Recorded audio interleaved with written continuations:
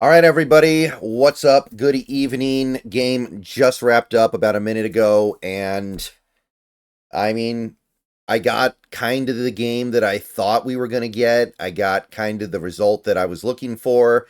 It kind of felt appropriate, right?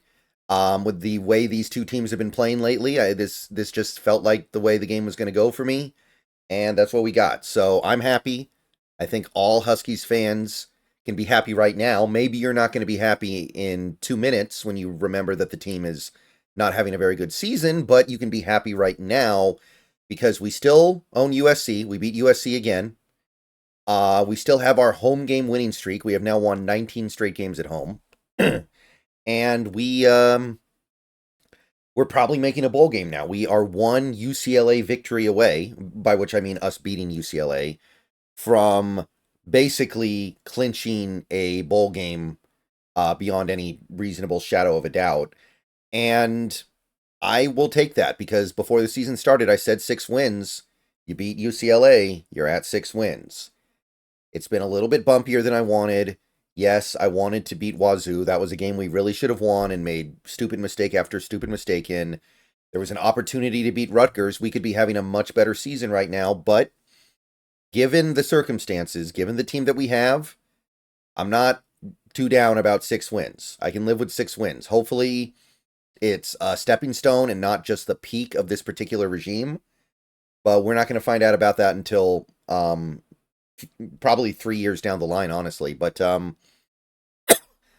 great game overall. I think that if you're trying to figure out exactly what to really beat your chest about in this game, it's probably a few of the playmakers on defense. Carson Bruner had a really, really excellent game. He was all over the place, especially in coverage. He's played good games before. He was supposed to be our best player this season, and he maybe has been, but that was as good a game as you will ever see Carson Bruner play. He was phenomenal. I thought that Ward was great on that defensive line. He was getting a lot of good plays in the backfield. He was getting pressure. One of the few guys on this team getting any pressure. And then you might throw in somebody like House, who had the big stop on 4th down at the goal line. That was a great play, and boy, did we need it. It was at a time when I felt the game slipping away. I didn't know what we could do, and then he just stepped up and made a play because he wanted it more than the other guy. So those 3 guys on defense would be the main thing that I'm thinking about right now on defense. And then offensively, it's all about Jonah Coleman, right? Who else are we going to talk about after that one? Because this was a very weird game overall, right? We had the first half where UW looked pretty dominant. They looked great, up 20-7, getting the ball out of halftime.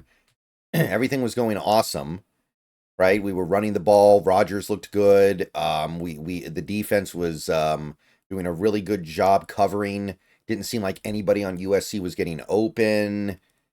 And then that third quarter, I don't know what happened, but that third quarter, everything goes wrong. We completely lose our ability to stop the run. We give up some 3rd and longs. I think they had 2 3rd and 12 conversions.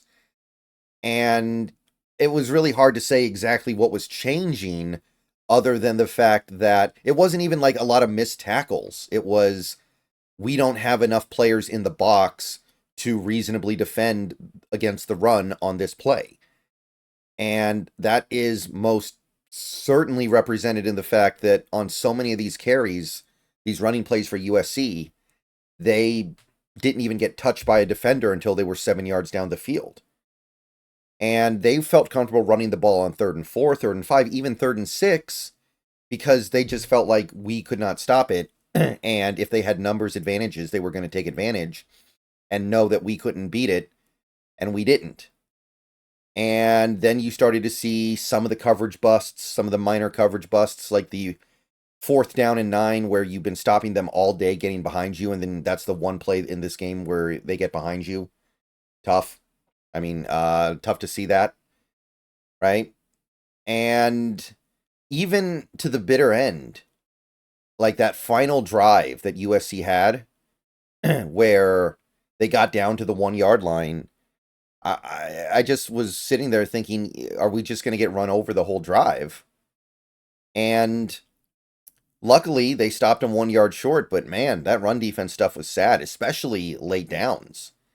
Like, I understand that you're expecting them to pass on late downs, but that got really rough, and it was weird because it wasn't anything like what we saw in the first half. The first half, the run defense was good until maybe that one drive they had, but it was so radically different from what we saw throughout the rest of that game. But turnovers were big. We got not a lot of quarterback pressure, but we got quarterback pressure in some crucial situations. And I mean, we were a fumble overturn, which was very, very tight. I did think it was probably the right decision, but we were within a fumble of holding USC off the scoreboard completely in the first half. And if that call doesn't get reversed, we might be going into halftime up 20-0 or 23-0 very easily. So, I mean, the defense up and down. And you got to say the same for the offense too, right? Because Will Rogers, after playing pretty good in that first half, that second half, he missed some throws. And I know he didn't turn the ball over, but there were so many times where he put the ball in harm's way, and we just luckily didn't get dinged on it. I will say there were a couple of missed pass interference calls on Huskies receivers, but overall, I just think Rogers played a very mediocre game in that second half. It was okay.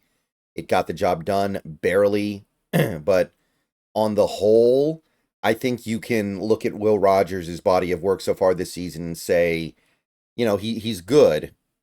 He's good, but we got to try to do better here. We're not going to get to where we want to go if we cannot get better. He just doesn't have the ability to push the ball down the field the way that a truly big-time college quarterback needs to be able to do. It's not the offensive line. I don't think the offensive line, for the most part, has been pretty decent this year. Today, I thought it was a little bit rough in pass protection, but it's not like he's not throwing it downfield because he doesn't have the proper protection for it. It's just not really his game.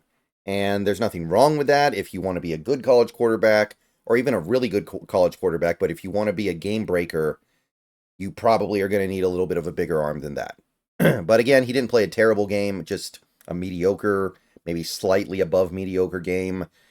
And at the end of the day, Coleman carried the load. Coleman was excellent, like he pretty much is every week. Denzel Boston made some nice plays. Not a huge game from him, but he did play well. Latu, I really liked what I saw from Latu.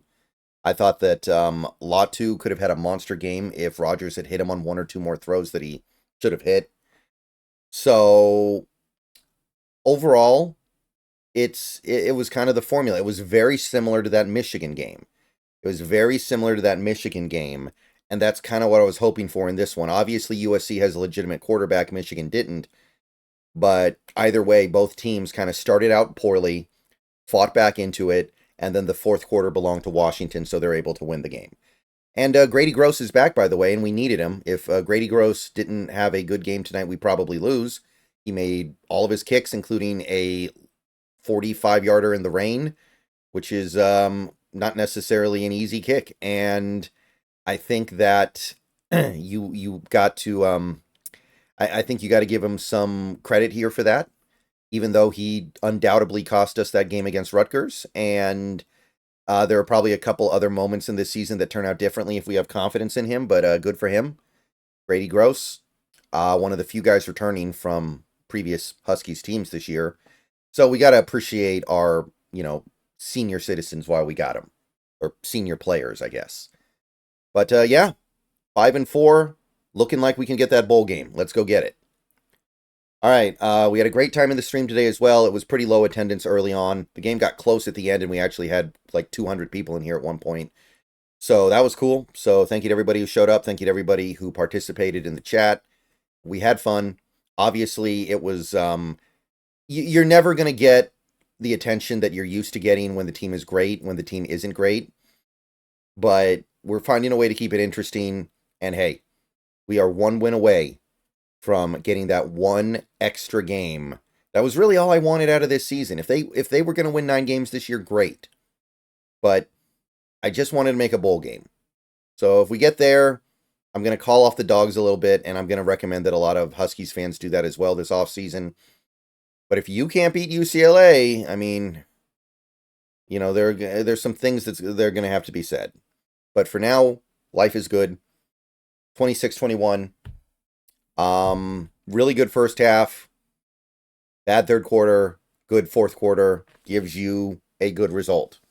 You can win the game in the fourth quarter, as it turns out. Okay. I will see you guys later today or tomorrow. We got Seahawks tomorrow, but the Huskies start us off on the right note.